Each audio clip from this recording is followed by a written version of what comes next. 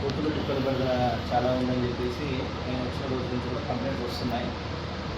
నిజం చెప్పాలంటే ప్రతి మున్సిపాలిటీలో కూడా అందరూ తెలిసిన విషయమే. ప్రతి చోట కూడా మనకు కుక్కలు కోతుల ప్రాబ్లం అనేది పెరిగిపోయింది. కుక్కల కోసము మనకు ఏబీసీ సెంటర్ అనేది చేసుకోమని చెప్పేసి గైడ్లైన్స్ ఉన్నాయి. మన దగ్గర కూడా ఏర్పాటు చేసే ప్రయత్నం ఇంతకుముందు జరిగాయి, కానీ ఏదో అనివార్య కారణం వల్ల వాటిని పోస్ట్పోన్ చేయడం జరిగింది. మన దగ్గరలో ఏబీసీ సెంటర్ మనకు నిజామాబాద్ అందుబాటులో ఉంది.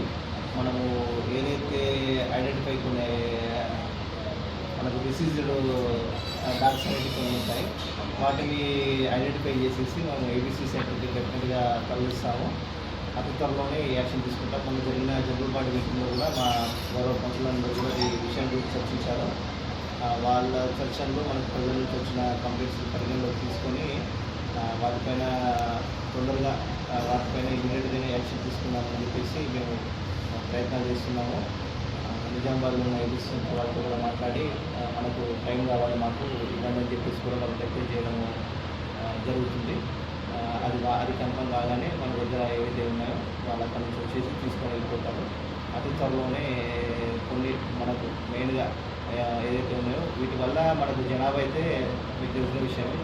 ఏబీసీ సెంటర్ అంటేనే మనకు యానిమల్ ట్రాఫిక్ అంటుంది. వీటిని మనము ఎలాంటి కొంతమంది కంప్లైంట్ చేసేసి వాటిని చంపడం ఇలాంటివి చేస్తే బాగుంటుంది అని చెప్పారు. బట్ మనకు జంతు హక్కులు అనేవి ఉంటాయి కాబట్టి జంతు హక్కుల్ని మానవ హక్కుల్ని రెండింటిని కూడా మనం బ్యాలెన్స్ చేయాల్సి వస్తుంది. కాబట్టి ఈ విషయాన్ని గమనించి మాకు కూడా సహకరించగలరు. ఖచ్చితంగా డెఫినెట్గా ఇష్యూ మాత్రం చాలా పెద్దదే. సాధ్యమైన తొందరగానే మేము కొన్ని ఉపశమన చర్యలు అయితే చేపట్టగలుగుతాము.